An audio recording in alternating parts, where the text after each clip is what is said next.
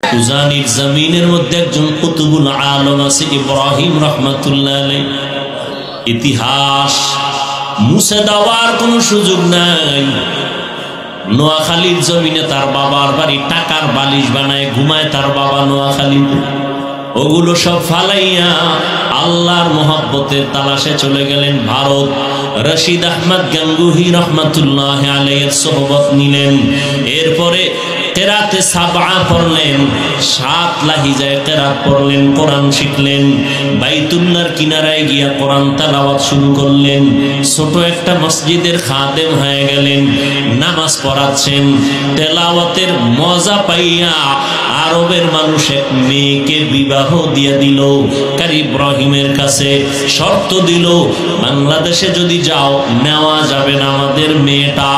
কিন্তু এক সময় রশিদ আহমদ গাঙ্গুহি চিঠি লিখলেন, ও ইব্রাহিম বাংলাদেশে যাও, কালেমার খেদমত শুরু করে দাও। অর্ডার হয়ে গেছে। ও বিবি, শর্ত ছিল আমার দেশে নেওয়া যাবে না, এখন তোমার কি মত, তুমি যাইবা না থাকবা? বলে যাব। নিয়ে আসলেন। দেশে আসার পর উজানির জমিনটা প্রথম অবস্থায় ছিল হিন্দুদের মালিকানা, বিশাল বড় জঙ্গল। টাকা দিয়ে খরিদ করলেন, ভেতরে ঢুকলেন। পরিচ্ছন্ন করার জন্য গিয়া দেখেন জঙ্গলের ভেতরে একটা গম্বুজ দেখা যায়, বহু পুরানা।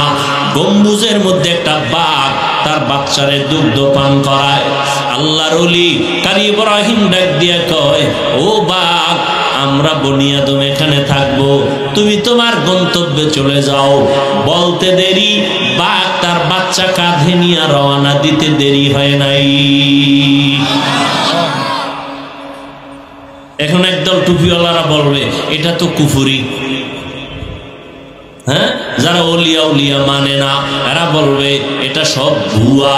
আমি আপনাদের সহজ উদাহরণ দেই। এই যে গ্রাম অঞ্চলের মধ্যে গরু দিয়া হাল চাষ করেনি, সত্য কথা বলেন। আমি বলছি না মানে না, না মানে স্বীকার করবেন, হাল চাষ করেনি। আচ্ছা, গরুটারে যখন হাল চাষ করে বড় হিসাবরা করে না এলাকার সাধারণ মানুষ? মোটামুটি বিড়ি টিড়ি টানে, নামাজ নাই, আমল আখলাক নাই।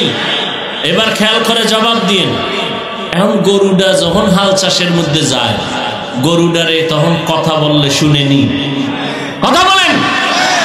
গরুডারে যদি কয় ডাইনে যা, গরু যায়নি, বামে যা যায়নি, দাঁড়ায় থাক থাকেনি। একটা বেনামাজির কথা যদি গরু শুনে, একজন তাহাজ্জুদওয়ালা আল্লাহর ওলির কথা বাঘ শুনবে না কেন? ওরে জুতা দিয়ে ভিড়ান দরকার।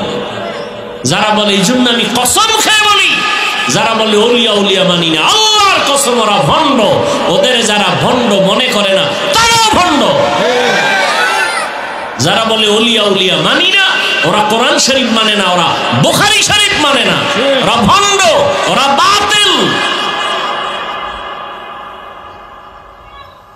শুধু বাতিল না, ওরা আল্লাহর কুদরতের সাথে বৃদ্ধাঙ্গুলি দেখা। আল্লাহ বান্দাকে পাওয়ার দান করেন। কি দান করেন? গাঞ্জা করে রে না আল্লাহর প্রিয় বান্দা? আমাদের দেশে বহু আবার পিরাউলিয়ার নামে বাতেলও আছে না নেই? সারা দিন রাত্র ফিডাইলে আউযুবিল্লাহ বের হয় না। এও লেখে মুজাদ্দিদে জামান, আছে না নাই?